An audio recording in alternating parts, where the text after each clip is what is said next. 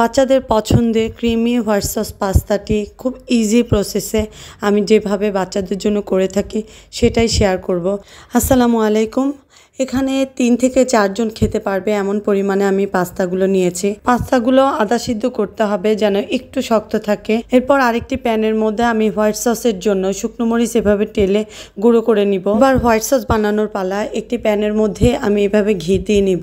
এরপর এর মধ্যে আধা কাপের মতো ময়দা দিব।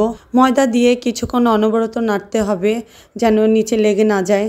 কিছুক্ষণ নাড়া চাওয়ার পর এর মধ্যে আমি দিয়ে দিব 2 কাপের মতো দুধ। দুধটা দেওয়ার পর অনেক সময় জমাট বেঁধে যায়, চাকা চাকা হয়ে থাকে।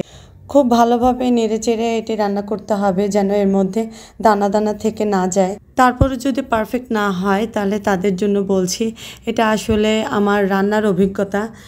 কয়েকবার এমন প্রবলেমে আমিও পড়েছি। এ পর্যায়ে লিকুইডটা একটু ঠান্ডা করে ব্লেন্ডারে দিয়ে একটি পারফেক্ট ক্রিমি টেক্সচার নিয়ে আসতে হবে। এরপর এর মধ্যে এক এক করে দিয়ে দিব গুঁড়ো করে রাখা শুকনো মরিচ আর অরিগানো, আন্দাজ মতো লবণ আর টেস্টের জন্য হাফ চা চামচ চিনি। সব কিছু দিয়ে কিছুক্ষণ নেড়ে চেড়ে রান্না করার পর যখন ক্রিমি ভাবটা চলে আসবে তখন এর মধ্যে দিয়ে দিব বয়েল করা পাস্তাগুলো দিয়ে খুব ভালোভাবে নেড়ে চেড়ে মিক্স করে নিতে হবে। সবার শেষে এর মধ্যে দিয়ে দিব ম্যাগি মশলা 1 প্যাকেট। আর ম্যাগি মশলাটা দিয়ে খুব ভালোভাবে নেড়ে চেড়ে আমার রান্নাটা কমপ্লিট করে নিব। আমার 2 ছেলেই নুডলস আর পাস্তার মধ্যে একটু ঝাল খেতে পছন্দ করে, তাই একটু ঝালটা বাড়িয়ে দিয়েছি।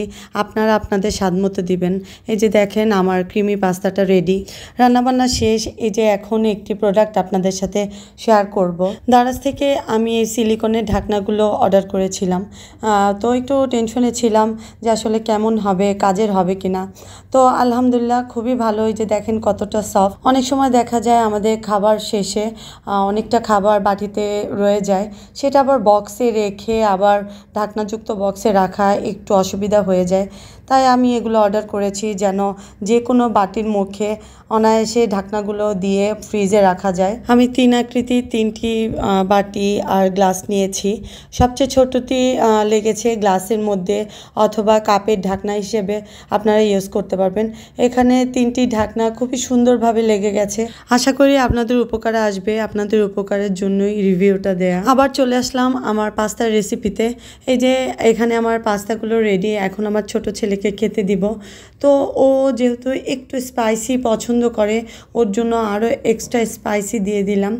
আর দেখেন কতটা ইয়ামি আর ক্রিমি হয়েছে। চিকেন চিজ পাস্তাটাও স্পেশালি আমার বাচ্চারা খুবই পছন্দ করে। আমার মনে হয় অনেক আপুদের বাচ্চারাই খুবই পছন্দ করে, কিন্তু সবসময় চিকেন দিয়ে রান্না করাটা একটু ঝামেলার মনে হয়। আর চিজ সবসময় সবার বাসায় থাকে না। তো আজকে যে উপকরণ দিয়ে তৈরি করেছি এগুলো সচরাচর সবার বাসায় থাকে আর খুব ইজি প্রসেস। আমার বাচ্চারা হুটহাট করে খেতে চাইলে আমি এভাবেই ইজি প্রসেসে পাস্তাটা রেডি করে দিই। ওরা খুবই পছন্দ করে। রেসিপিটি কেমন হয়েছে অবশ্যই জানাবেন। আর কার কার বাচ্চা আমার বাচ্চার মতো পাস্তা খেতে পছন্দ করে অবশ্যই কমেন্টে জানাবেন। সবাই ভালো থাকবেন, সুস্থ থাকবেন। আল্লাহ হাফেজ।